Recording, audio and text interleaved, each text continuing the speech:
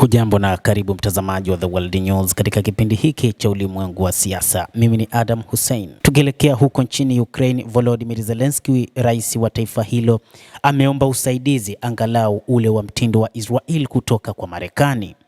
Kiev imeomba msaada kama ambavyo msaada unavyotolewa nchini Israel kama Marekani inavyofanya huko nchini Israel. Kiev inatarajia Washington kutoa usaidizi wa muda mrefu wa kiusalama, kwa mfano wa uhusiano wa Marekani na Israel. Volodymyr Zelensky amesema baada ya uungaji mkono wa Ukraine wa Ulaya kuripotiwa kukataa hoja kadhaa za mpango wa amani uliopendekezwa na rais wa Marekani Donald Trump. Washington iliwasilisha rasimu yake ya makubaliano ya kumaliza uhasama kati ya Kiev na Moscow wakati wa mazungumzo mjini Paris wiki iliyopita. Na katika mkutano wa kufuatilia mjini London siku ya Jumatano ambao ulishushwa hadhi dakika za mwisho baada ya Zelensky kukataa hadharani mapendekezo muhimu ya Marekani. Maafisa wa Ukraine na wenzao wa NATO wa Ulaya wanaripotiwa kuwasilisha pendekezo la kupinga.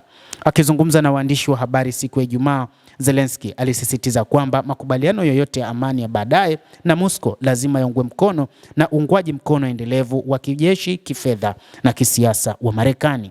Majadiliano huko London yamelenga juu ya dhamana ya usalama kutoka Marekani. Tunatumai yatakuwa thabiti kama yale yaliyotolewa kwa Israel. Zaidi ya hayo, tunatarajia kuungwa mkono na washirika wetu wa Ulaya na tunaendeleza kikamilifu miundombinu muhimu kama dhamana hizi, Zelensky alisema. Hata hivyo, mataifa magharibi bado yanamuunga mkono rais wa Ukraine Volodymyr Zelensky, lakini ni uungaji mkono ambao hauzingatii masuala ya kifedha, na hata rais wa Marekani Donald Trump alimweleza Zelensky kwamba wakati anataka kupambana na rais wa Urusi Vladimir Putin, angalie ana nini cha kuweza kupambana na kiongozi huyo wa Ulaya Mashariki. Hata hivyo, amemweleza wazi kwamba ni nchi za magharibi ambazo hazitoweza kuwa na msaada kwake, na hivyo kungekuwa na uwezekano angekubaliana na namna ya kumaliza vita hivyo ambavyo vimedumu ndani ya miaka mitatu sasa. Hata hivyo, Volodymyr Zelensky amemuomba kiongozi wa Marekani, rais wa Marekani Bwana Donald Trump, kwamba ikiwa anataka kumaliza vita hivyo, lakini hakikisha usalama wa nchi yake ni kama ule ulio nchini Israel. Majadiliano kuhusu mfano wa Israel kuunga mkono Ukraine yaliibuka mara ya kwanza wakati wa urais wa Joe Biden, wakati maafisa wa magharibi walipoanza kukiri kwamba Kiev haikuwezekana kupewa wanachama wa NATO. Badala ya dhamana ya pamoja ya usalama, walitafuta njia za angalau kuhakikisha mtiririko wa muda mrefu usioingiliwa wa silaha za magharibi.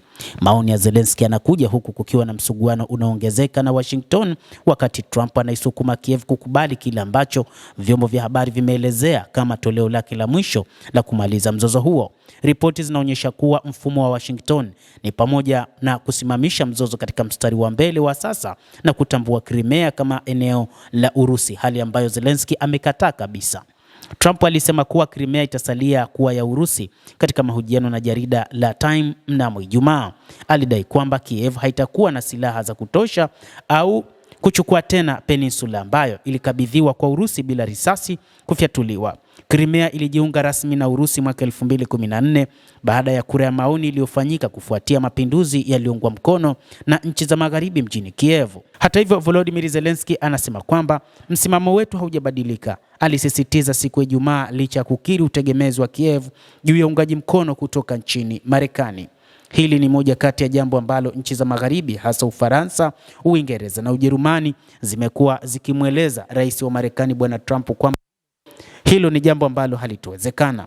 Trump na maafisa wengine wakuu wa Marekani wameonya kwamba ikiwa maendeleo hayatafanywa hivi karibuni, Washington inaweza kufikiria tena jukumu lake kama mpatanishi na kuelekeza umakini wake kwa vipaumbele vingine vya ulimwengu. Kulingana na ripoti, maafisa wa Ukraine tayari wanatafuta uwezekano wa kupunguza uungwaji mkono wa Marekani iwapo mazungumzo yatasambaratika. Moscow imesema kuwa iko tayari kwa mazungumzo na inashukuru kwa mipango ya amani ya Trump. Hata hivyo, uongozi wa Urusi umesisitiza kuwa unatafuta suluhu la kudumu la mzozo huo, ukisema kusitishwa kwa muda kwa mapigano hayo kutaruhusu tu waungaji mkono wa magharibi wa Ukraine kuwa na silaha tena za kijeshi. Mkataba wote wa amani lazima utambue ukweli wa eneo na kushughulikia sababu kuu za mzozo pamoja na matarajio ya NATO ya Ukraine, Urusi imesisitiza. Mtazamaji, endelea kutufuatilia na usisahau kulike, usisahau kucomment, kadhalika na kusubscribe channel yetu hii upate habari hizi kwa mapana hapa The World News. Mimi ni Adam Hussein. Endelea kuwa nasi wakati wote.